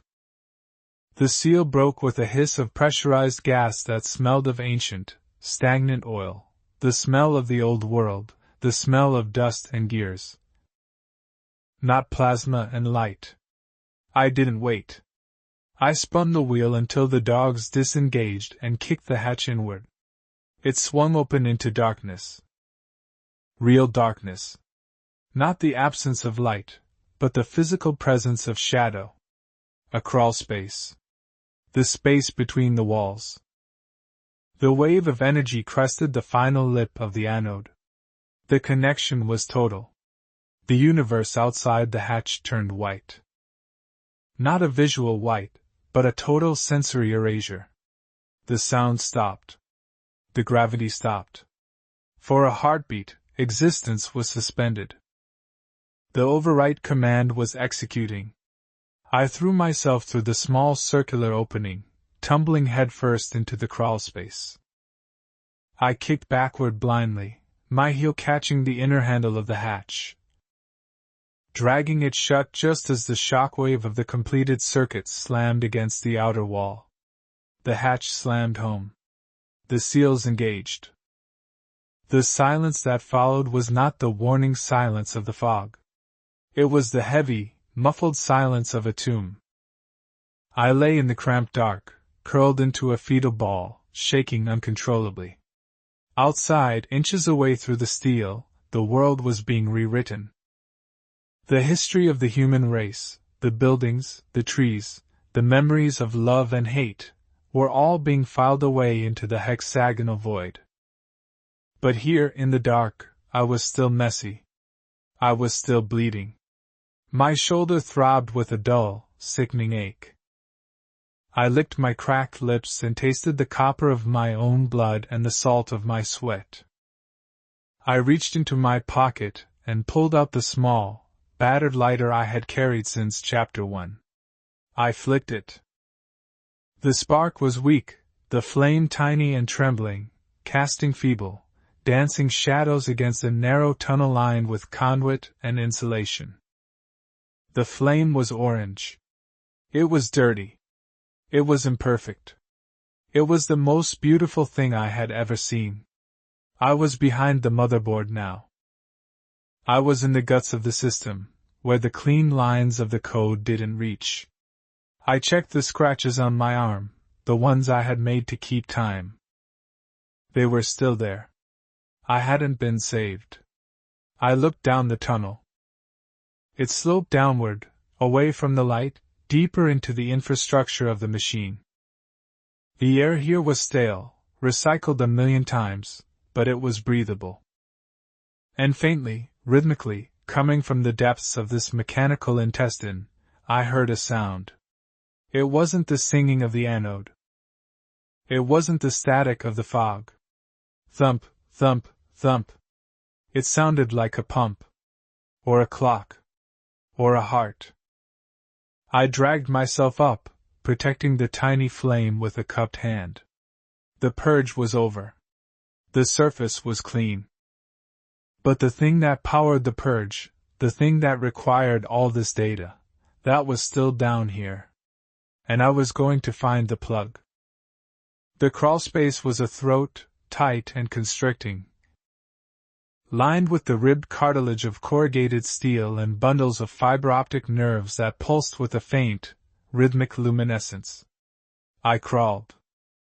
That was all there was left to do. The concept of walking, of standing upright, belonged to a world that had just been calcified and shattered on the other side of the blast door.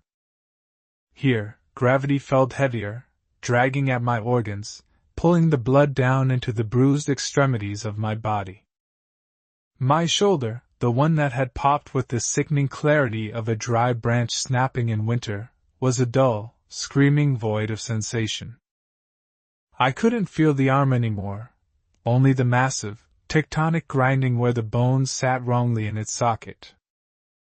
I dragged it like dead weight, a sack of meat that happened to be attached to my torso. The flame of the lighter was my sun. It was a pathetic, guttering star, fed by the last dregs of butane in a plastic reservoir that was never meant to outlast civilization. It cast shadows that were too long, shadows that seemed to peel away from the conduit pipes and grasp at my boots. I shielded it with a cupped hand, my fingers trembling with a palsy born of exhaustion and adrenaline crash. The air down here was thick. It didn't smell like the ozone-charged, sterile vacuum of the surface city. It smelled of grease. It smelled of sulfur and wet iron. It smelled like the basement of a slaughterhouse where the drains had backed up. It was the smell of friction. The machine above was sleek, white, perfect. The machine down here was sweating. I moved inches at a time. The tunnel was angled downward, a slow, spiraling descent into the bowels of whatever architecture supported the fog. I counted the rivets in the floor plating to keep my mind from fragmenting. 1, 2, 3, a stain of rust, 4, 5. The numbers were anchors. If I stopped counting, the memories that weren't mine, the faces of strangers, the smell of baking bread in a kitchen I'd never stood in, the sensation of drowning in a lake I'd never swum, threatened to surge back up. I had to keep the buffer clear. I had to remain singular. I was not the collective. I was the leftover. Thump, thump, thump. The sound was growing louder. It wasn't just auditory anymore, it was percussive. It hit me in the sternum, a bass note that resonated with the fluid in my lungs. It felt wet. Heavy. Like a piston driving through mud. The walls of the crawlspace began to widen, the claustrophobic tube opening up into a vaulted maintenance gallery. I pulled myself over a lip of jagged grating and collapsed onto a catwalk that vibrated violently with every beat of the sound. I lay there for a long time, cheek pressed against the cold, vibrating metal. I just breathed. In, out. In, out. The simple mechanics of survival seemed absurdly complex. My body wanted to shut down. It wanted to slip into the coma that the fog offered, that soft, gray oblivion where pain didn't exist. But the pain was the point. The pain was the proof. I dug my fingernails into the burn on my palm, twisting the skin until a fresh spike of agony shot up my arm, clearing the fog from my eyes. I forced myself to stand. The catwalk hung suspended over an abyss. I held the lighter out, but the darkness here was absolute, swallowing the tiny photon emission of the flame instantly.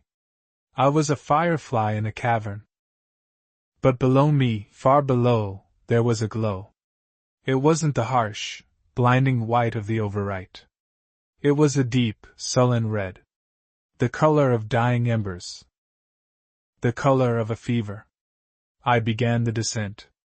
The stairs were steep, metal rungs slick with condensation and oil.